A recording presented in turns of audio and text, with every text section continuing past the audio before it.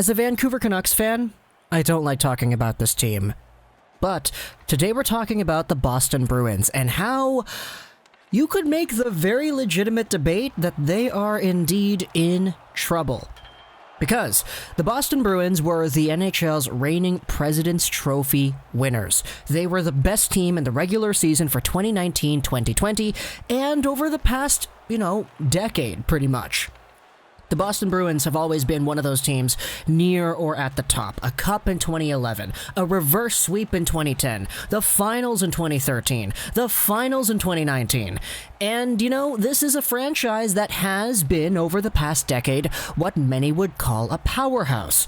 They've been led by guys like Pastrnak, Bergeron, and Marchand. They've had incredible franchise-caliber defenders like Zdeno Chara, transitioning into elite defenders like Charlie McAvoy. They have seen elite number one goaltending from guys like Tuukka Rask. They have had some good backup goaltending as well from Tuukka Rask. And back in the early 2010s, their number one goalie was Tim Thomas, whose name is never spoken around these parts because, hey, we're a Vancouver Canucks fan-run channel. Obviously, I'm joking. But the Boston Bruins have not been bad. They've been great over the past decade, and there's no sugarcoating that. However, they're in a position right now where you could really debate that there is a capacity for trouble that does exist with this Boston Bruins team. And this actually was a little bit falling into position, I guess I would say, because this wasn't an immediate thing. This was a thing that now has actually kind of formulated. There have been different pieces of news piling on top of each other. So let's go over all of these right here, because first off, the biggest part of the Boston Bruins, quite literally, is Zdeno Chara. He is their captain. He is a guy who has created an incredible environment for the Boston Bruins over the past decade and a half, pretty much. He's a guy who many people don't really know if he's actually going to re-sign with the Bruins or not, and that in itself could be seen as not that important because, hey, Chara doesn't get as many points as he did before, oh, boo-hoo. But no, that's a big deal, man. Zdeno Chara in his early 40s is indeed a very important part to this Bruins organization. He's done many things for the players of this team, finding houses for them as a real estate agent, incorporating new guys into the roster, into their English-speaking environment, and just overall allowing people on the team to feel welcome. There's no doubt about it that the longevity of a career of a guy like Zdeno Chara, plus the things that he has done with this organization, it makes him one of the most respected and overall well-diversified leaders in the NHL. And if you lose a guy like this, like it or not, even though it may not show up on the score sheet, you lose a part of the team. Secondly, when it comes to defenders on the Boston Bruins in general, you have that Torey Krug, who eventually was, I was going to say shipped out, but he wasn't shipped out. He was just straight up not offered a contract that he ended up signing. He went to the St. Louis Blues. He was their quick, shifty, offensive defender. I mean, they have a few of those. Charlie McAvoy is a very good defender as well, but Torey Krug was another one of these guys who indeed was in a position where he was seen by many as a very good top four defender who can get quite a lot of points. He can man a power play. He can do all these great things. But now he's gone. Furthermore, when it comes to the overall Boston Bruins and their replacement, this is kind of where things get funny because it was well documented by different analysts in the media that Oliver Ekman-Larsson, a captain from the Pacific Division for the Arizona Coyotes, he was on the block and there were only two teams out there, Vancouver and Boston, that he actually would have said yes to. The Edmonton Oilers are actually involved in this trade negotiation process as well, but he wouldn't waive his no move for Edmonton. Boo-hoo. The Bruins were in a position where they were actually going after Ekman-Larsson, as reported by members in the media. And even though the Arizona Coyotes liked what the Bruins had to offer more, they just never got anything done. And there was a deadline set in place for when Ekman-Larsson would get traded, and it didn't happen. There was no Vancouver trade, no Boston trade, no nothing. So immediately, what we've talked about so far, you've lost Zdeno Chara, or at least at the moment you've lost him. If he re-signs tomorrow, then I'll take back my words. But you did indeed definitively lose Torey Krug. Let's move along, because the big piece of news that came out yesterday was reported by Chris Johnson. It was actually from an article earlier as well from the Boston Bruins, their own statement. Take a look at this. The Bruins say that Brad Marchand and David Pastrnak had surgeries that could require them to recover into the start of next season. Charlie McAvoy had a knee procedure and is expected to be ready for training camp. He tweets an image of the Boston Bruins press release. Let's read this over here. Brad Marchand underwent a sports hernia repair. It was on September 14th, and the surgery was successful. Rehab has gone well, and he's on target to making a full recovery in approximately 4 months from the date of procedure. Okay, 4 months from September 14th. September, October, November, December, January.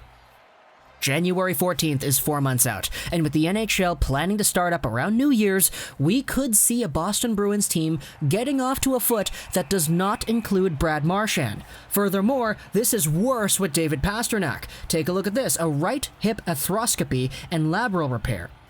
This was done on September 16th, and the surgery was successful. Rehab has gone well, on target to make a full recovery in approximately 5 months from the date of procedure. 5 months from September 16th. Let's do the math again. October, November, December, January, February. That's the middle of February that we're expecting a David Pastrnak return. So, right away, that's 2 of your top line that won't be on your roster to start off the season. Man, that's big. Furthermore, we have that Charlie McAvoy. There's an update on him as well. It says that he will actually hopefully be prepared to actually get back on the ice before the season starts. So if the Bruins are in a position where Chara does not re-sign, Krug has straight up left, and McAvoy, if this guy is not able to play too, then my gosh, this Boston Bruins team is totally screwed.